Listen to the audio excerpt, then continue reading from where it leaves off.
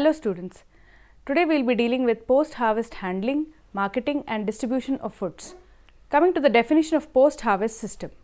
Properly considered, Spurgeon says the post-harvest system should be thought of as encompassing the delivery of a crop from the time and place of harvest to the time and place of consumption with minimum loss, maximum efficiency and maximum return for all involved. Now, we will see the factors that affect the storage quality of the grain, which include temperature, humidity, length of storage, insects and pests. Respiration in grain legumes. Grains respires, taking in oxygen from the air and converts the nutrients stored in its cotyledons into heat, carbon dioxide and water in the form of moisture. These compounds are discharged into the atmosphere through the process of respiration as illustrated by the general equation, that is, carbohydrates are converted to oxygen, carbon dioxide, water and heat. The process also induces the growth of molds and insect pests, which further cause reduction and deterioration in grain quantity and quality. We will see the interactions and factors affecting the respiration. The main factors with direct influence on respiration of grain include temperature of storage environment, moisture content of the grain, presence of insects, pests in the grain, presence of microflora such as fungi and bacteria in the grain, physical state of the grain, amount of oxygen in storage environment. Respiration and dry matter losses. Grain itself and the microbial contaminants respire slowly when stored dry. However, if the water availability is increased to 15 to 19%, moisture content activity such as in wheat, spoilage fungi, particularly Eurotium species, Aspergillus and Penicillium species grow, resulting in a significant increase in respiratory activity. Now, this can result in an increase in temperature and sometimes spontaneous heating from the colonization by a succession of fungi, resulting in colonization by thermophilic fungi and actinomycetes. Now, these activities come to an end at about 55 degrees temperature. Coming to temperature, the rate of all chemical reactions including respiration increases with temperature. Consequently, respiration and deterioration in grain also increases with temperature. When the temperature and moisture level of the grain are correct, then there will be only the enough respiration to keep the embryo alive. Grain stored at high temperatures, therefore, respires and spoils quicker than well-dried grain kept in a cool, dry place. Higher temperatures also favor multiplication of insect pests, fungi and rodents, all of which spoil the grain.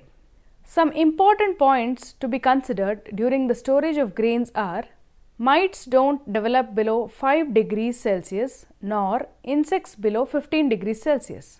Most storage fungi don't develop below 0 degrees Celsius. The effect of temperature on the organism is correlated with the amount of moisture present, as rise in temperature corresponds to the decrease in moisture content. Temperature has profound impact on the rate of metabolism, growth, development, reproduction and general behavior and distribution of pests. The low temperature at which insects are able to develop is between 15.5 to 18.3 degrees Celsius. The optimum temperature required for most of insects between 29.4 degrees Celsius to 32.2 degrees Celsius.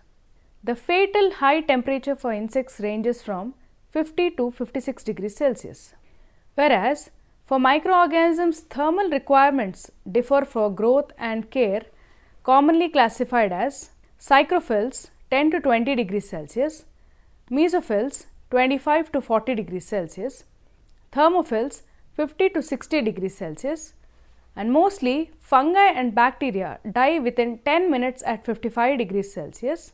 Dry spores and fungi survive at 87 degrees Celsius at 30 minutes, while only few survive at 121 degrees Celsius for the same length of time. Under Indian conditions, some of the mites develop faster at a temperature between 18 to 22 degrees Celsius. Moisture in the grain. Grain legumes, like other food crops, contain moisture at harvest.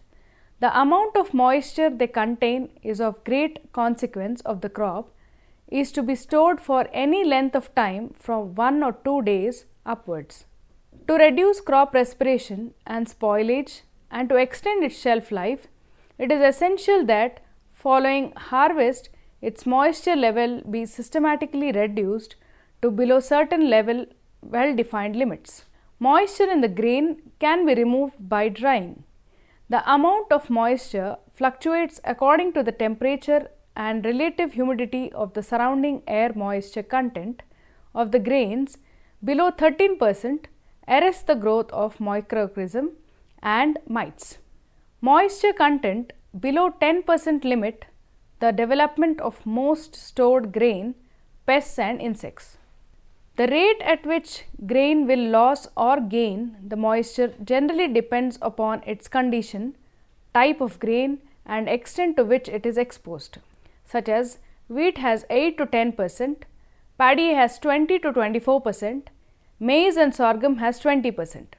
The microorganisms are the hydrophytes, which are greater than 90%, mesophytes 80 to 89% and xerophytes less than 80%.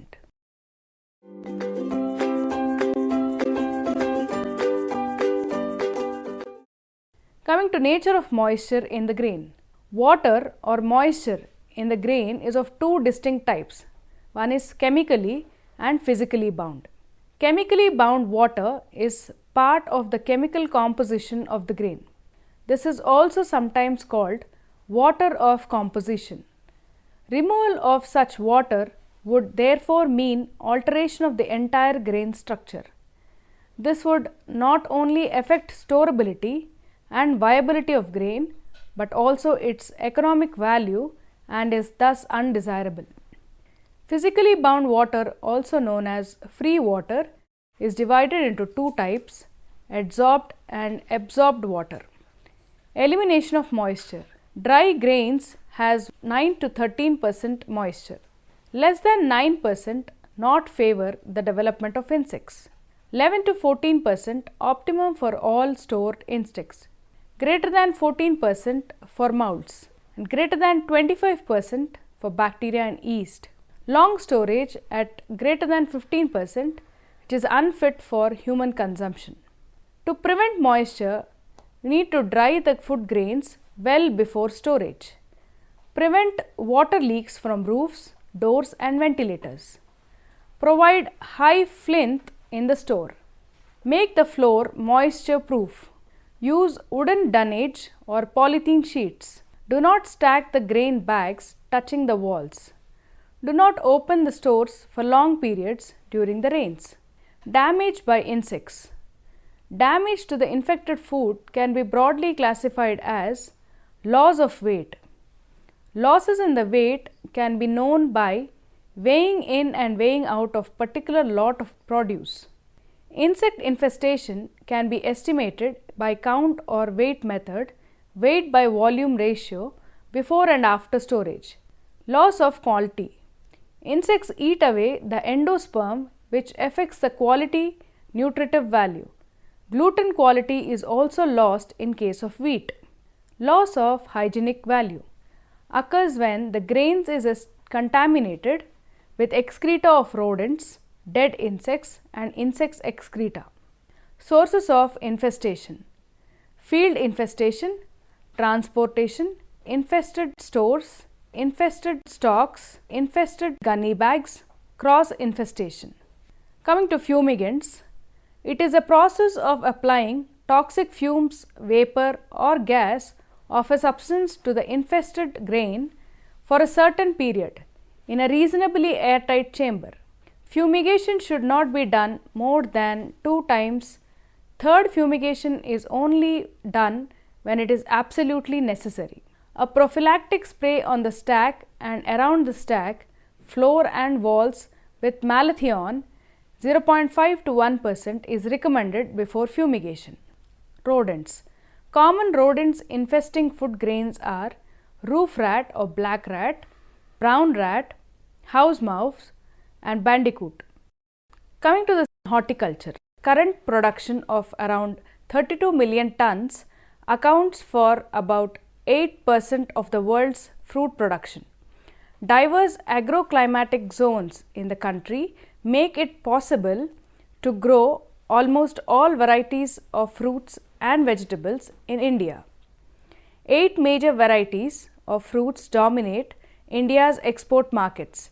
These include mangoes, bananas, citrus fruits, apples, guavas, papaya, pineapples and grapes. Production of these fruits in India makes a sizable contribution on a global scale.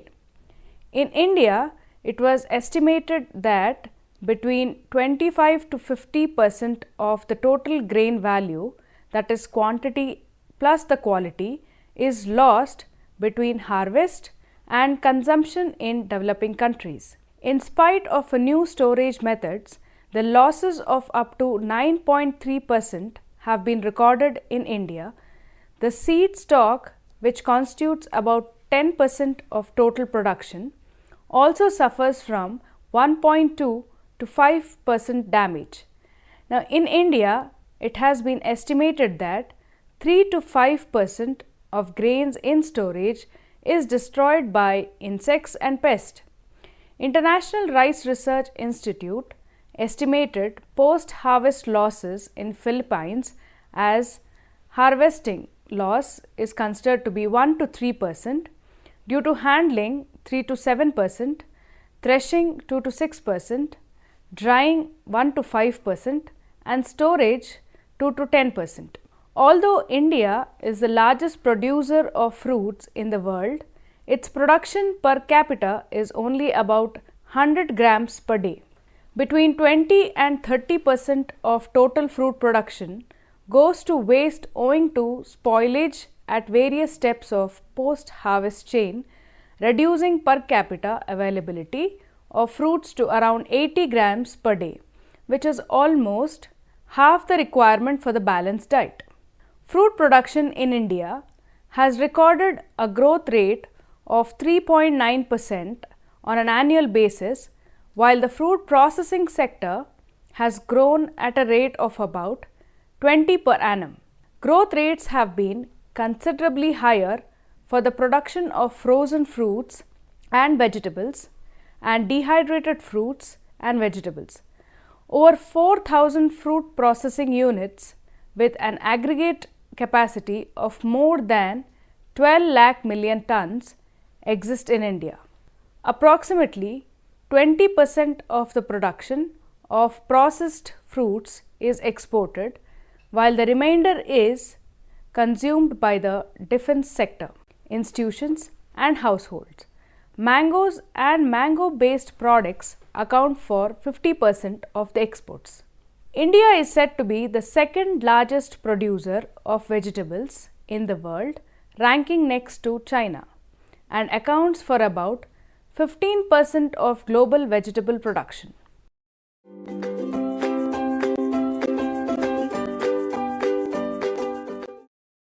Coming to the status of post-harvest handling, Asia and the Pacific region has witnessed rapid growth in horticultural development. Changes in dietary habits owing to increased incomes continue to accelerate demand for horticultural produce in the region. This increased demand must be met in an environment of shrinking land and water resources. At the same time, developments in science and technology could provide an opportunity for intensifying the production of horticultural produce. Poor infrastructure for storage, processing and marketing in many countries of the region contributes to a high proportion of waste, which averages between 10 to 40%. Major infrastructural limitations also continue to impose severe constraints to domestic distribution as well as to the export of horticultural produce. Considerable waste occurs owing to the fact that small farmers lack resources and are unable to market their produce and implement suitable post-harvest handling practices. Spoilage of fresh produce is also accelerated by the hot and humid climate of the region. Post-harvest management and processing of horticultural produce has assumed considerable significance in light of increasing demand for fruits and vegetables in the region. We will see the estimates of losses in food grain at different stages. In threshing yard, the loss is seen to be 1.68, in transport 0.15%, in processing 0.92. During storage, the loss by the rodents is 2.5, by the birds it is 0.85, by insects it is 2.55, and due to moisture it is 0.68. The World Food Conference convened in Rome in 1974 drew attention to the concept of post-harvest food loss reduction as a significant means to increase food availability. The Special Action Program for Food Loss Prevention of the Food and Agricultural Organization of United States initially focused on durable food grains owing to their prominence in developing country diets. An expert consultation on food loss prevention in perishable crops, mainly covering fruit and vegetables, was held in Rome in 1980.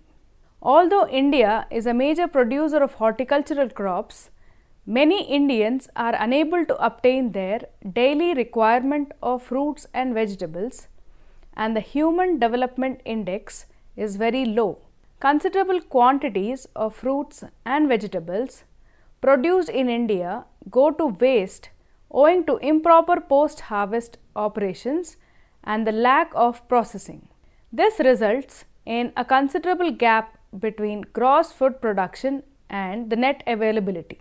It should be noted that the production of fruits and vegetables is of significance only when they reach the consumer in good condition and at reasonable price.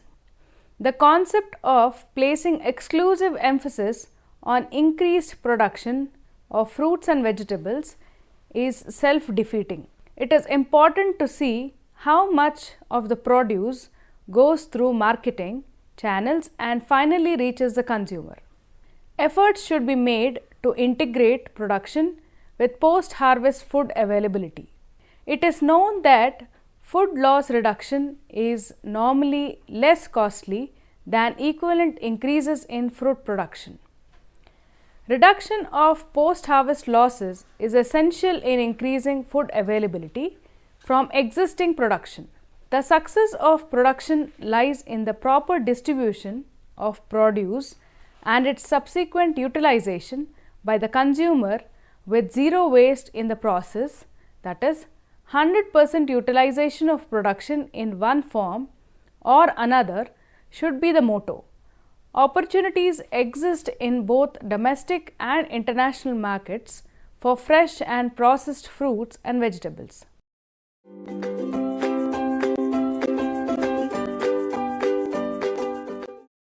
Now coming to the causes of post-harvest losses in horticulture. It is caused by external and internal factors. External factors which lead to post-harvest losses are: first is the mechanical injury. Fresh fruits and vegetables are highly susceptible to mechanical injury owing to a tender texture and high moisture content. Poor handling, unsuitable packaging, and improper packing during transportation are the causes of bruising, cutting, breaking, impact wounding, and other forms of injury in fresh fruits and vegetables. Parasitic diseases. The invasion of fruits and vegetables by fungi, bacteria, insects, and other organisms. It is a major cause of post-harvest losses in fruits and vegetables. Microorganisms readily attack fresh produce and spread rapidly owing to lack of natural defense mechanisms in the tissues of fresh produce and the abundance of nutrients and moisture which supports their growth. Coming to the internal factors, firstly, it is the physiological deterioration. Fruit and vegetable tissues are still alive after harvest and continue their physiological activity.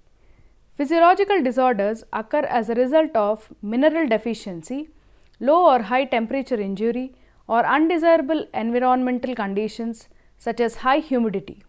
Physiological deterioration can also occur spontaneously owing to enzymatic activity, leading to overripeness and senescence, a simple aging phenomena. Scope and strategies. The unnecessary waste of valuable commodities can be checked by processing into value-added products. Considerable scope exists for both domestic and export trade in fruits and vegetables in India. This will, however, only be achieved with improved distribution systems and processing of these highly perishable horticultural commodities. The even marketing of fruits from areas of abundance to places of scarcity will stabilize fruits and vegetable prices. Proper post-harvest management practices for minimizing losses and for improving marketing are generally not followed in India. In the raw material, no matter how perfect post-harvest operations are, good returns cannot be obtained from poor quality raw materials. The selection of suitable varieties is therefore essential. Linking production to post-harvest operations is essential to optimizing results. Pre-harvest parameters such as selection of proper planting material, crop management, and disease and pest control must be geared toward producing high quality produce. Now, once the crop is ready for harvest, attention must be paid to the harvesting technique or procedure. Poor harvesting practices can lead to irreparable damage to horticultural produce.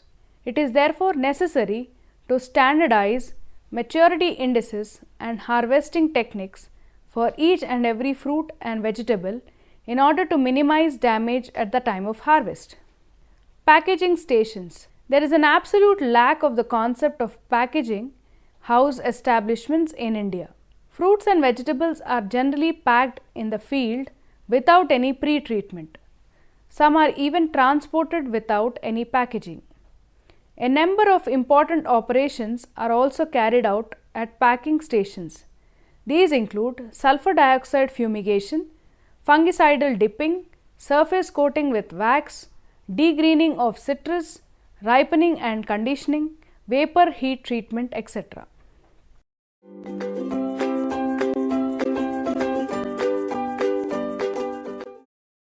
Primary processing. Unlike durable crops such as cereals, pulses, and oil seeds, fresh fruits and vegetables are highly perishable and must be marketed immediately after harvesting without primary processing. Fruit and vegetables generate large quantities of valuable waste that ends up as garbage. However, if they are gainfully utilized at the proper time, they can become value-added products. Processing not only renders these commodities edible but also adds value to them. Today, there is considerable interest in processing to add value as well as to reduce losses in fruits and vegetables.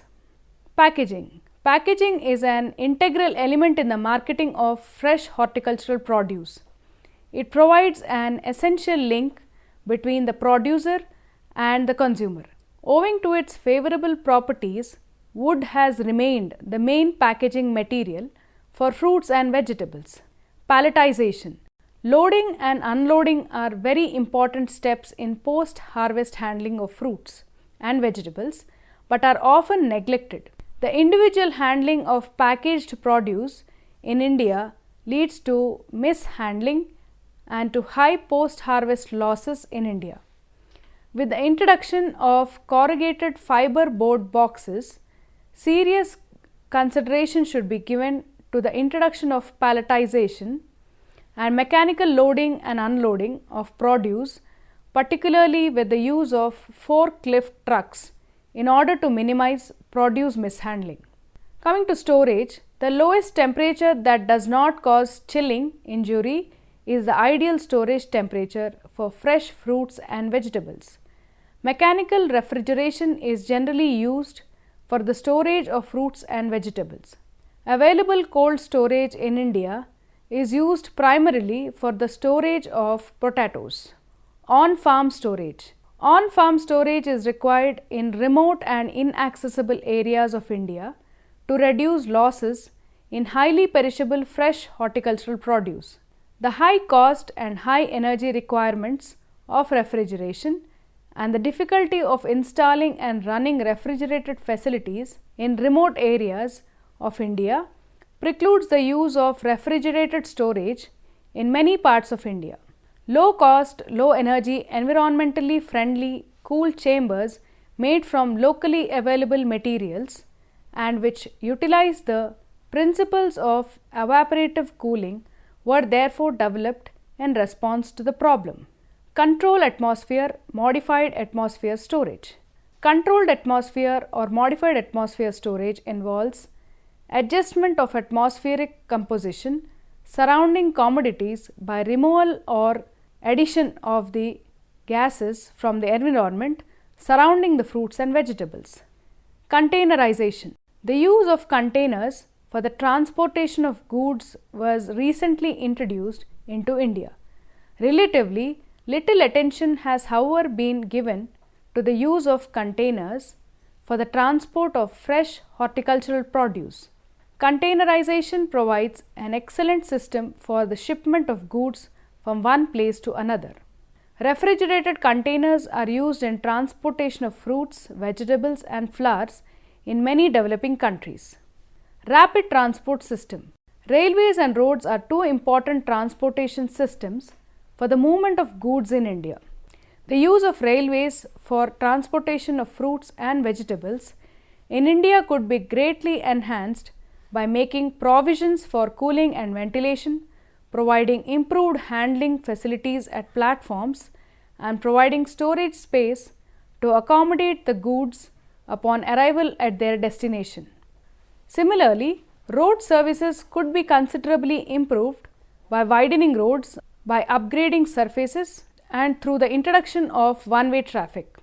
Issues and constraints faced by processing operations include technical issues, institutional issues, raw materials and infrastructure, access to external inputs, marketing infrastructure and marketing systems, and why we require a certification. Certification provides a bridge of confidence between consumers and producers, demonstrates commitment to quality, enhances credibility, and adds value to the product. Benchmarked standards. As a result of the work of Task Force, the Global Food Safety Initiative has benchmarked 4 standards in compliance with the 4th edition of the guidance document containing requirements for the food safety schemes for the food industry. One is the BRC standard, the Dutch HACCP code, the SQF 2000 code, the International Standard for Auditing Food Suppliers. Now coming to the levels of certification, there are 3 SQF 1000 certification levels are. The level 1 includes the food safety fundamentals, level 2 is accredited HACCP based food safety, level 3 comprehensive quality management systems and development. So this is all about the post-harvest handling, marketing and distribution of foods. So hope you have enjoyed this session. We will see you in the next session.